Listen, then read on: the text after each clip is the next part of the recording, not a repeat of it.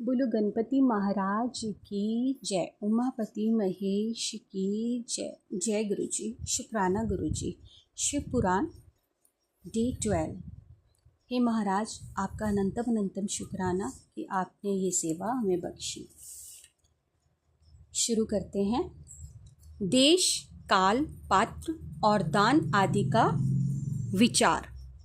ऋषियों ने कहा, समस्त पदार्थों के ज्ञाता ओम के श्रेष्ठ सूत जी, अब आप क्रमश देव काल आदि का वर्णन करें। सूत जी बोले, महर्षियों, देव यज्ञ आदि कर्मों में अपना शुद्ध ग्रहण समान फल देने वाला होता है, अर्थात अपने घर में किए हुए देव यज्ञ आदि शास्त्रों का फल को समानता में ही देने वाले होता है। गौशाला का स्थान घर की अपेक्षा 10 गुना फल देता है।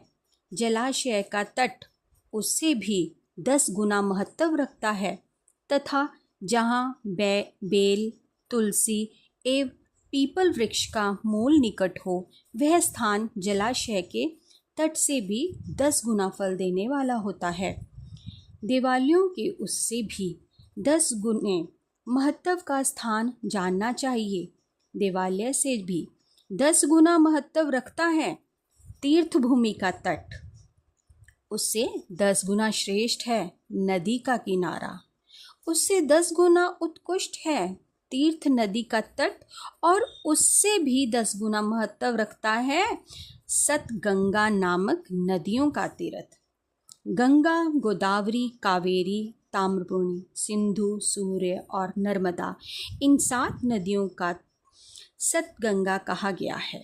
समुद्र के तट का स्थान इससे भी 10 गुना पवित्र माना गया है और पर्वत के ही शिखर का प्रदेश समुद्र तट से भी 10 गुना पावन है।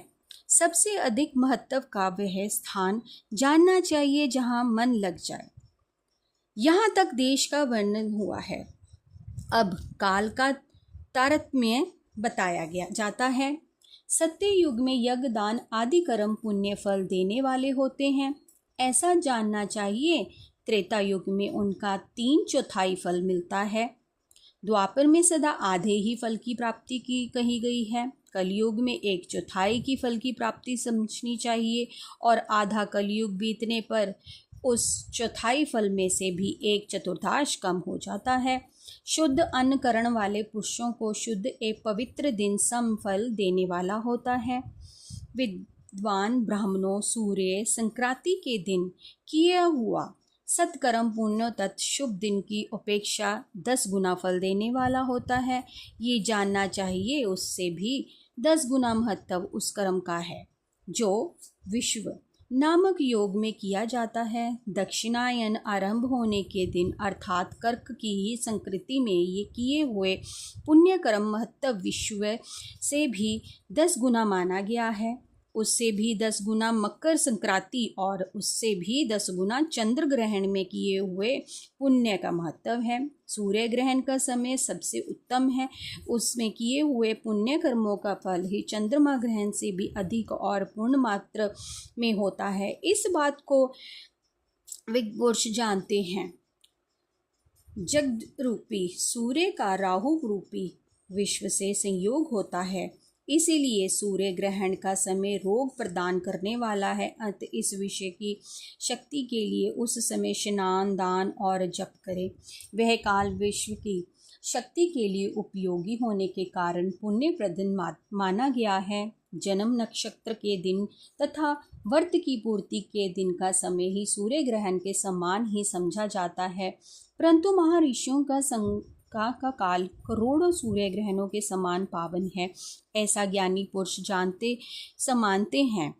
तथोनिष्ठ योगी और ज्ञान निष्ठ अति ये पूजा के पात्र हैं, क्योंकि ये पापों के नाश में कारण होते हैं। जिसने 24 लाख गायत्री का जप कर लिया हो, वह ब्राह्मण भी पूजा का उत्तम पात्र है। वह संपूर्ण फलों और भोगों को देने में समर्थ रहता है। जो पतन से त्राण करता अर्थात नरक में गिरने से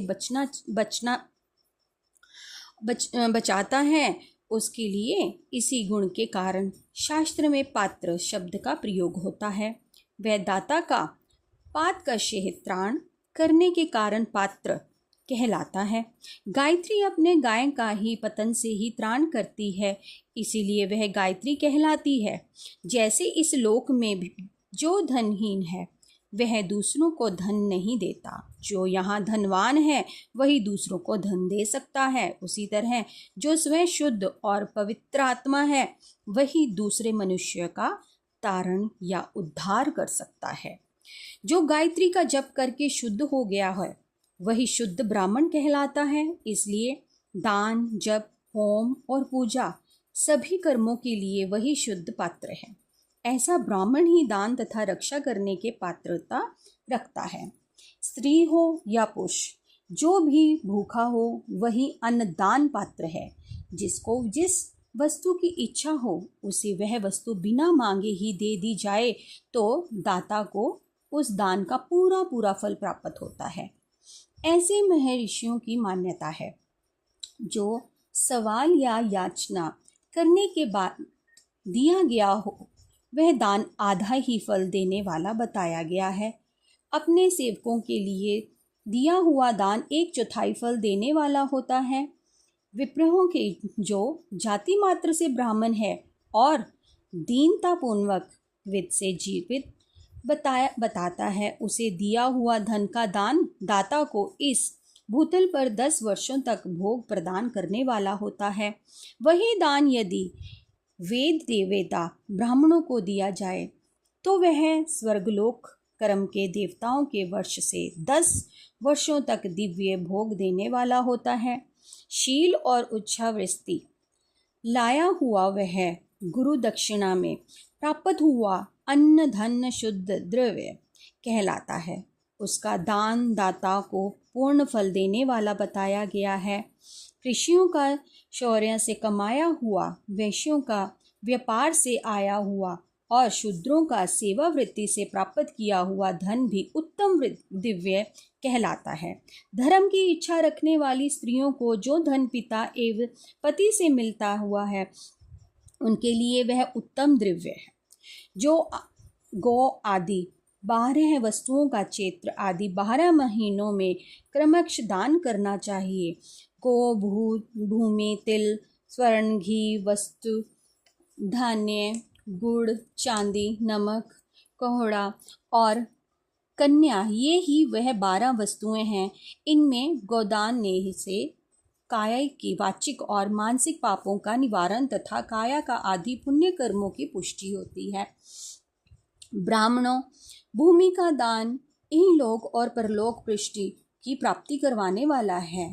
तिल का दान बलवर्धन एवं मृत्यु का निवारण होता है। स्वर्ण का दान जठराग्नियों के बढ़ाने वाला तथा ही वीर्यदायक है। घी का दान पुष्टि कारक होता है। वस्त्र का दान आयु की वृद्धि कराने वाला है। ऐसा जानना चाहिए कि धान्य दान अन्न धन की समृद्धि कारण होता है।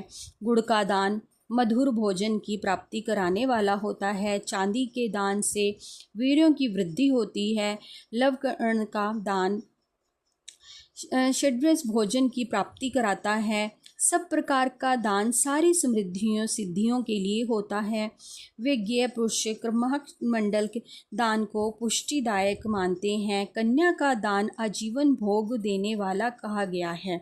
ब्राह्मणों, वह लोक और परलोक में भी संपूर्ण भोगों की प्राप्ति करने वाला है। विद्वान पुरुषों को चाहिए कि जिन वस्तुओं को स्वर्ण आदि इंद्रियों को तत्पर होते हैं उनका सदा दान करें। श्रोत्र आदि इस इंद्रियों को जो शब्द आदि इस विषय है उनका दान किया जाए तो वह भोगों की प्राप्ति कराता है तथा देश आदि इंद्रिय देवताओं की संतुष्ट करते हैं। वेद और शास्त्रों के गुरुमुख से ग्रहण करके गुरु के उपदेश से अथवा स्वयं ही बोध प्राप्त करने के पश्चात जो बुद्धि का यह निश्चय होता है कि कर्मों का फल अवश्य मिलता है, इसी को उच्च कोटि की अस्तित्वकर्ता कहते हैं। भाई बंधु अथवा राजा के भय से जो अस्तित्वकर्ता बुद्धि या श्रद्धा होती है वह कनिष्ठ श्रेणी की अस्तित्वता है। जो स्वतः दरिद्र है इसलिए उसके पास सभी वस्तुओं का अभाव है, वह वाणी अथवा कर्म शरीर द्वारा यजन करे। मंत्र स्तोत्र और जप आदि को वाणी द्वारा किया गया यजन समझना चाहिए तथा तीर्थ यात्रा और व्रत आदि को विद्वान पुरुष शारीरिक यजन मानते हैं। जिस किसी भी उपाय से थोड़ा ही या बहुत देवतावर्ण बुद्धि से जो कुछ भी दिया अथवा किया जाए वह दान यहाँ सत्कर्म भोगों की प्राप्ति करने में समर्थ होता है। तपस्या और दान ये दो कर्म मनुष्य को सदा करने चाहिए तथा ऐसा गृह का दान करना चाहिए जो अपने वर्ण चमक दमक या सफाई और गुण सुख सुविधा से सुशोभित हो। बुद्धिमान पुरुष देवताओं की तृप्ति के लिए जो कुछ देते हैं वह अतिशय मात्रा में और सब प्रकार के भोग प्रदान करने वाला होता है। उस दान से विद्वान पुरुष इहलोक और परलोक उत्तम जन्म और सदा सुलभ होने वाला भोग पाता है। ईश्वर परण बुद्धि से यज्ञ दान आदि कर्म करके मनुष्य मोक्ष फल का भागी होता है। बोलो विष्णु शंकर भगवान की जय। अपने अपने गुरुदेव महाराज की जय। शुक्राना मेरे गुरु महाराज। इस अध्याय का पाठन करने से पढ़ने और सब सुनने वाले भक्तों का कल्याण करना है। प्रभु अपनी सदा अपनी कृपा बनाए रखना। शुक्राना मेरे मालिक, आपने ये सेवा बख्शी है। शुक्राना अनंतम अनंतम शुक्राना। अब मंत्रा जाप करते हैं। ओम नमः शिवाय, शिवजी सदा सहाय। ओम नमः शिवाय, गुरुजी सदा सहाय। शुक्राना अनंतम अनंतम शुक्राना मेरे महाराज, आपकी बहुत बहुत कृपा है हम सब पर। जय गुरु जी।